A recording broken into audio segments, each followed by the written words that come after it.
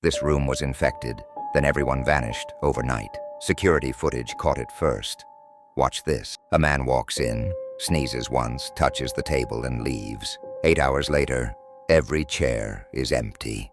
No sign of struggle. Tests showed a virus that spreads through surfaces, then air. Symptoms appear in minutes, disappearance in hours. They quarantined the building. But one problem, the door was already open for 2 days. So where did everyone really go?